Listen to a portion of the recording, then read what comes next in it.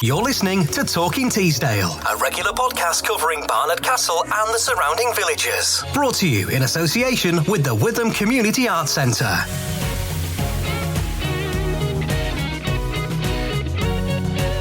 Welcome along to Talking Teesdale once again. I'm Stuart Laundy. And I'm Jane Woodward. How are you doing? I'm all right. I'm a bit chilly today. Yeah, never mind that. Never mind that. You come in here and say that you can we be quick? You can't rush the creative process. Well, I know. You should know by now. I know. We don't just throw these things together, you know. Hours of rehearsal time.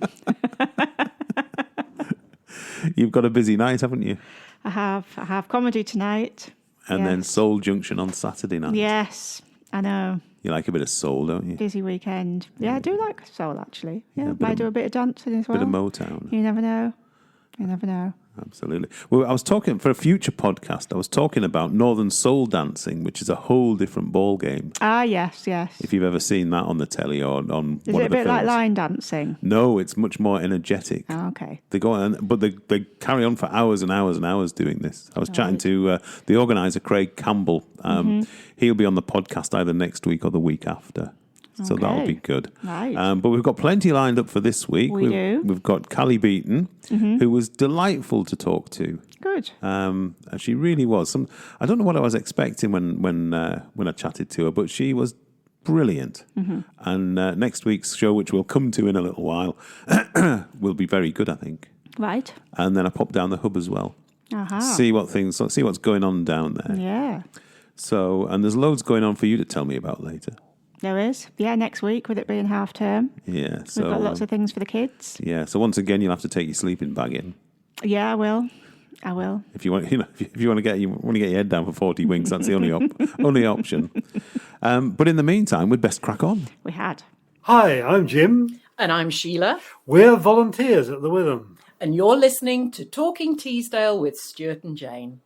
The fantastic lineup of autumn comedy continues in Barnard Castle next week when Cally Beaton takes to the stage at the Witham. She has a fascinating story to tell, as I found out when we spoke a couple of days ago. So I'm delighted to welcome to the podcast this week Cally Beaton. Cally, how are you doing? I'm doing well, thank you, Stuart. A bit windswept down here in London. I'm hoping that when I come up, the weather's going to be better. Can you arrange that for me? Well, strangely enough, Storm Benjamin seems to have bypassed us up here. It's an absolutely glorious morning. Well, all right, no need to show off. I've just about got my small dog Jeff just got blown off his feet up on Hampstead Heath just now, so I'm in the wrong bit of the country, clearly. Well, I'd say that anyway. You need to head north. Well, you've got a point. You have got a point. Now, the podcast over the 3 years we've been doing it, we've chatted to quite a few comedians. The one common theme that runs through is that nobody has got into the business in the same way. There isn't comedy school that you all go to and such like. And looking down your notes that I've got in front of me, it's a story of radical reinvention. I'll just leave that there and let you explain. Well, thank you for teeing that up so beautifully. Well, I guess the two things that make my particular comedy origin story unusual, one is that I got into it pretty late. So my first ever stand-up gig was not until my 40s, and I didn't give up my day job until I was 50 to do it. So I was a little bit of a late arrival compared to many. And before I got into doing stand-up, I worked in TV and film on the sort of boring business side of things, including for Comedy Central in the US. I worked for them for a long time. And I would meet the sort of people who fronted our shows and the celebrities and the A-listers at industry events and things. And I would host these events. And it was the late, great Joan Rivers, may as well get a clonking great name drop in, nice and early doors, who I worked with on several occasions. And she, of course, was a sort of feminist icon. She was doing amazing things in the 60s and 70s when I was kind of growing up. So I looked up to women like her. And we had dinner together. The last time I saw her, it was a couple of weeks before she died. And it was at that dinner that she said, I think you should do stand-up. I've seen you on stage many times. I think you've got, what it takes. And I said, I'm 45. I'm a single parent of 2 kids. One of my kids has special needs. And I sit in a boardroom every day. I think it's too late. And she just looked at me and said, I'm 81, Cally. What are you waiting for? And then 2 weeks later, she died very unexpectedly from complications to surgery. And 2 weeks after that, I did my first ever stand-up gig. So, and I joke on stage that that's how tough it is as an older woman in comedy, that we have a sort of one in, one out policy. So that's my very glitzy showbiz story of how I got into it. Marvelous stuff. Was this sort of an itch that needed to be scratched? Had the stage been calling you for quite some time, or was it literally only until you sat down with Joan Rivers and the idea that the seed was planted? Well, it must have been whirring away. I mean, I sort of joke to people when I tell this story sometimes that perhaps she'd said it to hundreds of people throughout her career. Perhaps she just used to always say it like as a bet. And I was just the first one who was like, yeah, do you know what? I will do it. I think, I mean, I did go to drama school, but I was very insecure and sort of, I wouldn't have been the right profession for me as a young woman. I just didn't have the resilience. You need to be quite resilient, I think, to do this. And I guess it was somewhere in me. I did lots of presenting, but corporate presenting. And I certainly had a reinvention itch to be scratched. So I tend to get quite bored quite quickly. And I was really fed up with what I was doing and I was ready to change. That was definitely the case.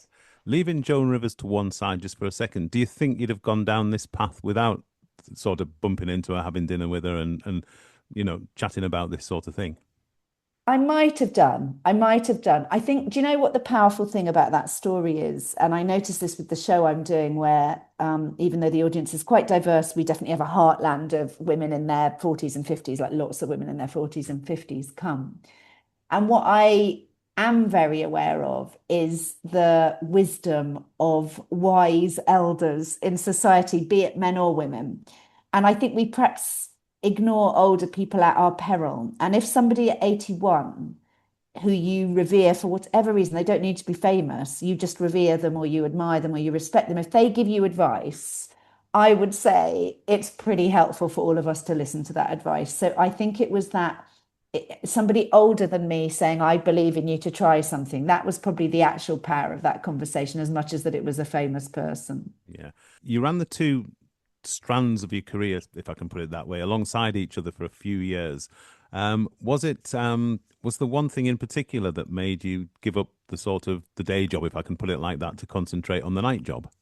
Yeah, I mean, it was two things really. The kind of glitzy, glossy, happy story is that I was starting to get bookings. I'd done QI by then. I was starting to get TV work, and it was starting to be really weird that I worked in TV, but I was now on TV, and my company were really good about it. But I thought, it's a bit odd that I'm working for Comedy Central, but I'm on the BBC on QI. It was getting to be a tipping point, and I realised I could probably monetize the fact that I knew how to speak on corporate stages. So I was starting to think, actually, this might work out financially because comedy doesn't pay brilliantly well.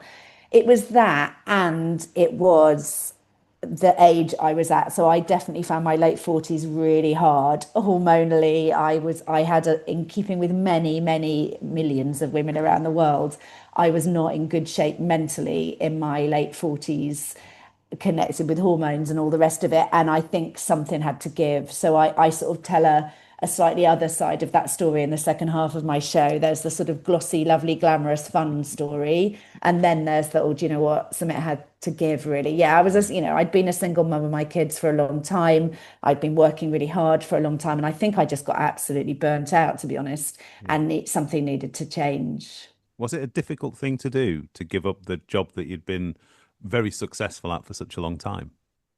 At the time, it felt, I think sort of necessity is the mother of reinvention, really, and it felt necessary. I just wasn't very well, really, mentally. I was really struggling and really quite unhappy, and I still was the sole breadwinner. So I couldn't go off and just have a hobby and hope it paid me money. I had to make a go of it. So I think I was so ready to leave by the time I left that it didn't feel a great loss. However, I did just get invited back I used to go to Cannes twice a year for the TV festival. I just got invited back this time. So I haven't been for 8 years. I got invited to host something there. So I was just in and out for a couple of days. And I saw so many people that I used to know in those days. And I just thought, you know what? I've got every right to be proud of that aspect of what I've done. And also I mean, I'm in touch with lots of them still, you know, friends for life were made. So I now have a real pride and fondness for what came before the comedy. And I think writing the book also helped me work some of that stuff through and get it in order in my mind before I got it on the page. I was going to say, your book was released just this summer, wasn't it? So Yeah, just in end of July. you started your podcast about this 4 or 5 years ago. So Yeah. how come the book's taken so long to come along? It took me, I'm really glad it took me quite a long time to write the book, because for all those years I kept saying to people, I'm going to write a book. And then it took me a long time to write, I wrote a 30,000 word book proposal with sample chapters. You kind of really need to do the groundwork if you're unpublished and you want to get an advance on a book. And it took as long as it took. And I'm really glad it did, because the book I wrote would not have been the same book had I written it a couple of years earlier. So it sort of came out at the time when it was ready to come. I think it was a long old book pregnancy, that one, a lot more than 9 months. And how long is this comedy thing going to go on for then? As you mentioned, you didn't start it until you'd had another complete career virtually. So you're a mere youngster as far as comedy goes. Yeah, I am still a baby. I think Jerry Seinfeld says, doesn't he, that you're as old as you are in sort of comedy. So I'm basically a 10-year-old when it comes to comedy. Well, a nearly 11-year-old. So I'm just about to go to secondary school as a comedian. So I'm still a little babby, haven't even got any qualifications yet. I think as long as I really hope that life is short, isn't it? And you get to realize that as you go on. I say towards the end of my show, today's the youngest you'll ever be. And bearing all of that in mind, there has to be pleasure in what we do, doesn't there? But also purpose. And I think that combination. So I feel immensely privileged that this is the biggest tour I've ever done, really. I did a little bit of stuff before lockdown, and then I haven't toured. So to be doing my first ever and biggest tour at 56 feels an immense privilege. And I guess I will do it as long as it still feels fun to do. But doing your own show is a joy, and a lot easier than doing the circuit, because the people have come to see you and they kind of are largely on board with what you might be going to want to talk about. So who knows? My dad is 82 and is still a jobbing musician. So I feel it's in the gene pool to think that 56 is pretty young. Do you do regrets? Do you sometimes think, I wish I'd done this 30 years ago, 40 years ago? No, I don't. I couldn't have done it. I just did not. I look at the many 20-somethings and even some teens who start out, and I look at them with their stage presence, their resilience on and off stage, the fact they've got material, they've got the confidence, or at least they know how to fake the confidence. And I was not like that. It took me until my 50s to find my voice, and so it's kind of come out of me at the right time. But I wouldn't say this is necessarily my last reinvention. There might be another to come. I was going to say, is there anything else that you fancy doing? Well, I do now, and this comes up in the show as well, so I don't want to spoil the surprise ending, but I do now. I've taken up the piano again after a 40-year gap. And that is a kind of meaningful, not to that, it was Alistair McGowan, another name drop, who got me into that. And he's really very fully reinvented into the space of a classical pianist. And I would not say I'm at the Alistair McGowan level, and he practices for hours a day and he's very skilled. But I definitely have rediscovered, and I'm really, sort of bedding back into music. I'm sure I'll write another book. There's a few things bubbling away. So yes, never say never for the next radical reinvention. I mean, I'm not too old for it, so why not? Cally, it's been lovely chatting to you. We look forward to seeing you next week up in person at the Yes, Witham. I hope you're going to come, Stuart. We need to sort you out tickets. Here I am putting you on the spot live when you're on the podcast. You can tell me afterwards if you'd rather have all your teeth pulled out. It sounds fascinating, actually. I'll see you on the front row. There you go. Maybe not the front row. Could you go in the third row? Although I do always like it if I get a bloke in the front row, for reasons you will see. Oh, dear. Right. I'm going. Double Z will do for me then. Brilliant stuff. Cally, thank you very much. Thanks for having me.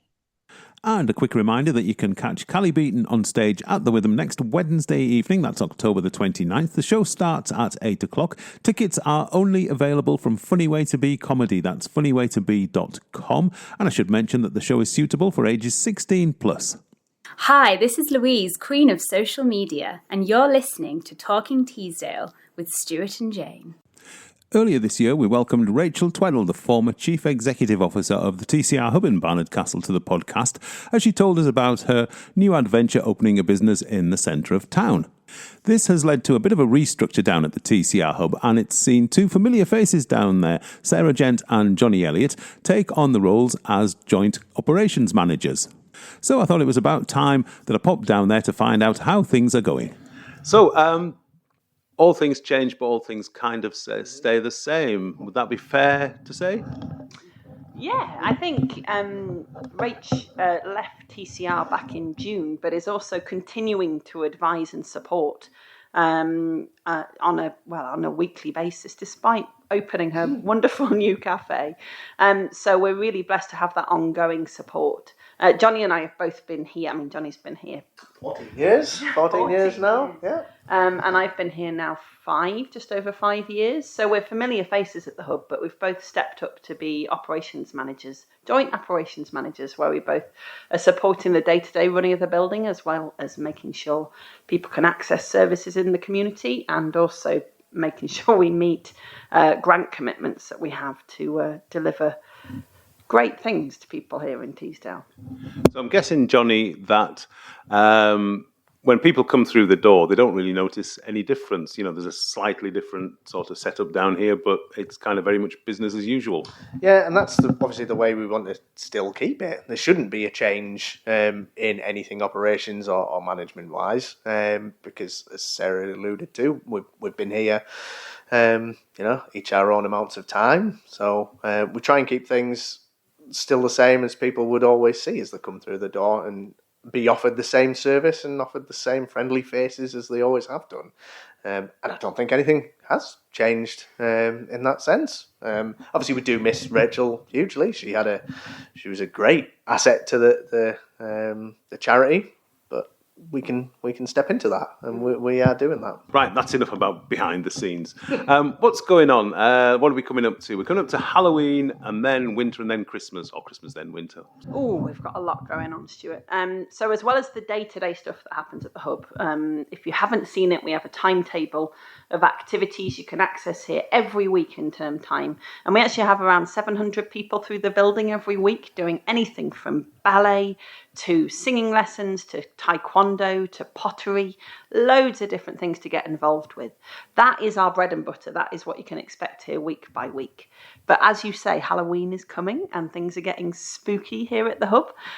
We are delighted to be working with North Star Housing to deliver a big Halloween party on Wednesday, the 29th of October. We've done massive trails in the past. When I started here, we had a National Lottery funded project for 3 years to deliver family activities, and we did awesome trails, even if we say so ourselves. This year, we are doing a big Halloween party that is funded, and it's targeted at the people who need it. It's £2 a ticket, very reasonable, includes a buffet, lots of fun and games, and a mini outdoor trail. It's interesting times here because we have so much going on locally. There's so many things you can go and access. And we are determined here at the Hub to continue to offer people who can't afford those big expensive tickets to go and do things, determined to continue to offer them the chance to do something that's affordable, but also really, really good fun and great quality. So yeah, Halloween party. I look forward to that. My witch's hat is being dusted up. And then Christmas, we have another grotto weekend. So on Sunday the 13th of December, we have our Christmas grotto available to book. And it is determinedly an accessible grotto. So we make sure that children with additional needs can come here and feel comfortable and not overwhelmed. At Christmas, there's so much going on, and there's all sorts of things you can go and do. And here at the Hub, we're a community centre offering a good value, kind of gentle Christmas experience that includes visiting a certain special person in a red suit. And then also getting a little gift, as well as doing some crafts and having quite a nice, gentle, relaxed time. It's always super popular, so I recommend booking as soon as possible, really. At Christmas, we deliver special care food packages to a lot of households in the area who, again, might be struggling at that time of year. It's a time when a lot of people think there should be going all out and providing things for the children and the families, and just can't, and feel like it's a big, drain on them. So we try and help out where we can and deliver those food packages. But we also provide Christmas dinner each year as well, which, we do try and advertise. But for people who are lonely at Christmas, or even part of the families who, just want to come and enjoy Christmas with other people, that's something we do as well. Previously, Rachel and myself have done it in a big way. This year, Rachel is still, even though she's not part of our organisation, she's still willing and coming down and cooking on Christmas Day. She'll always be part of our organisation in a way. Yeah, she's in the very bones. Yeah. So those are the things that people might not see from the big promotional side of things, but still happen behind the scenes, and is hugely important. We're also delighted to have another music event with our young pupils. So we have teachers here at the Hub, Rosie Bradford and Tom Whitaker, who teach young people and children and adults, everyone's welcome, how to sing, play drums or play keyboards. And we've got a concert to celebrate that. And to give some of those kids the first opportunity they've ever had to perform in front of a very friendly audience. So only come if you're very friendly, by the way. But you can book tickets for that. I believe that is Friday the 6th of December, but check it out on the website and correct me if I'm wrong. But it is a really nice kind of heartwarming opportunity to see young people play and sing for the first time in public.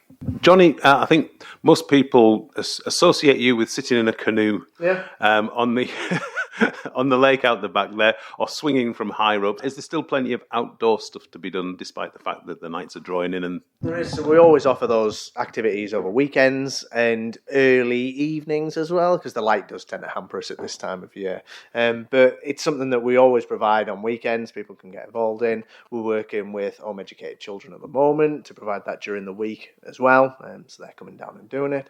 But yeah, it's something that can be accessed at any time. Again, for low costs, all throughout the holidays. So it is something that people can come and do. So plenty going on. Where can people find full details of all this? Well, many places. Head to TCR Hub website, which is tcrhub.co.uk, and you will find all of the information of what's on. Just click on what's on and you can book tickets through there as well. We have a very active Facebook and Instagram page, which not only tells you what's coming up, but also showcases our community work. So you will see anything on there, from making apple pies with kids at Family Social Club through to making sure people can access food in the community. We are still running the Teesdale Care packages every week. So we help people access food who need it. And you can read lots about that on our Facebook page and Instagram. And you can also sign up to our newsletter. So we send out a newsletter to people about what's coming up at the Hub. We've got about 1,500 signed up. And more are very welcome. So head to the website and sign up to the newsletter, and you'll get an email from us about once a fortnight, not too often, just saying what's coming up and also our latest news and things. Hi, I'm the one and only Josh, the man, the myth, the legend, and you are listening to Talking Teesdale with Stuart and Jane. So Jane's arrived back in the studio to chat through a very busy week next week, starting with a screening which features probably my favourite female actor of the moment, Imelda Staunton. Yes, and also her daughter. Oh. So they're playing mother and daughter. Mother and daughter playing mother and daughter. They should be able to pull that off. They should. They should in George Bernard Shaw's Mrs. Warren's Profession. Not one I've heard of before. No. And that's on Tuesday the 28th at 7 o'clock. Very good. It will be shown with subtitles. Good. Mm-hmm. Interesting one to start the week off. Yeah, and it's selling well, so get your tickets. Excellent. And then we move on to Wednesday. We're talking railways. We are, yes. Our half-term offering for families is railway themed, obviously in line with it being the 200th anniversary of Stockton and Darlington Railway. So we've got on Wednesday the 29th, we've got a storytelling session with Caroline Hardy, based on the book that she's written, Little Loco's Big Day. And every child that comes along will receive a free book. Very nice. Yeah, and that's at 11 o'clock. It is free, but places must be booked because places are limited. Right. So book. Don't and just you rock get a up. book. Don't rock up. Otherwise there'll be trouble. Yeah, there will. And then in the evening. In the evening, we have a spoken word event. So this is a talk by Caroline Hardy and Niall Hammond, based again on a book that they've written, The Stockton and Darlington Railway, the railway that got the world on track. Yeah. Now, if you go scroll back 2 weeks, I think, possibly 3 weeks, you can find out all the details about this because Caroline was a guest on the podcast. She was, yeah. But a reminder that on Wednesday, the spoken word one on Wednesday evening is 7:30. It is, and it's upstairs in the Witham room. We're about 3/4 sold out, so I'll get your tickets quick. They're only £5, and I think copies of the book will be sold as well. Excellent stuff. And then we come to this week's podcast guest, Cally Beaton. Yes. Who was just a delight to talk to. She's coming also on Wednesday night. So if Caroline and Niall are upstairs... She's downstairs. Thank goodness Cally for that. is downstairs, yes. It was either that or she's out the back in the garden, and it's a bit chilly for that. And because we're a family podcast, yes, we can't really give you the full title of her show. No, Cally Beaton, Namaste, etc. Yes. Anyway, tickets for that, as you've already heard on the podcast, they're available through funnywaytobe.com. Yeah, they are. So enjoy that one. Yes. And then on to Thursday. Oh, my goodness. Ah, yes. Well, now this might be something that you'd be interested in, Stuart. Building Lego. Do you like Lego? I was more Meccano. Oh, were you? Yeah. Ah, you see, I had Lego. But I still do have Lego. I might have told you this before, but back in the day, there was a programme on BBC Two called The Great Egg Race, which people had to build a homemade vehicle to transport an egg across 25 or 30 yards. And it was a speed race as well. And we did this at school. Building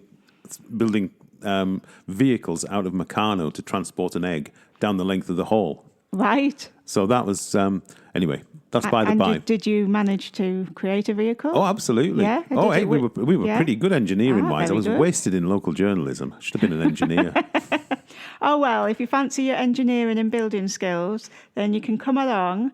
There's 2 opportunities for train-themed Lego workshops. They're just drop-in, so you don't have to book. Between 11 and 1 and 2 and 4 upstairs in the Witham room. And it's Bricks McGee that are doing this. So it'll be, you can build railways, engines, anything train-related. Bricks McGee sounds like a country singer. Maybe he's got another hobby, another job on the side or something. I don't know. So that's Thursday. Yes. And then on Friday... Ah, well, it's Halloween, but we've got the ultimate 70s show. Get your flares out. 100% live. And the reason why it's 100% live is because it's not backing tracks. It is a live 6-piece band. Excellent. Complete with, if you're into Doctor Who, which was obviously big in the 70s, a TARDIS and a Dalek. Wow. That is apparently going to exterminate people in the audience. The mind boggles. I noticed on their poster, along with Slade and Sweet and Queen and the likes, they've got mud. Yeah. Tiger feet. I used to be able to do, if you look it up on YouTube on Top of the Pops, the dance they do to Tiger Feet. I was about 8 when it was number 1 or something like that. We all learned how to do it. And I bet if I saw it on YouTube, I could still do it. Well, there's opportunities to get your tickets, Stuart. It's about 3/4 sold out. Tickets still available, 7:30. If you want to come dressed in a Halloween outfit, you're very, very welcome to do that. I would have thought 70s throwback kit would have been scary enough. Get your flares out. Yes. Dear, oh dear. And we finish the week with more comedy. More comedy from Hal Cruttenden.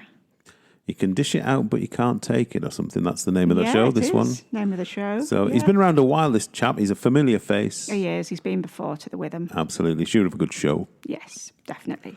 And that's it. Where can we get details of all this lot from? By going online to www.thewitham.org.uk. And we can contact the box office on 01833 631107. Brilliant stuff. I'll see you same time next week. You will indeed. I'll have to give you a shove to wake you up. Just give you a nudge. That's why I keep the studio so cold. I see. So that I'm alert all the time. Absolutely, so you don't nod off. Yeah. Anyway, All right then. Have a good week. And you. See you next time. Bye. And that's it from Jane and I this week. Do hope you enjoyed the show. We'll be back with Talking Teesdale same time next week. In the meantime, we'll say cheerio. Thanks for listening. We'll be talking Teesdale again soon. In the meantime, please spread the word, like, share and subscribe, or go online to thewitham.org.uk.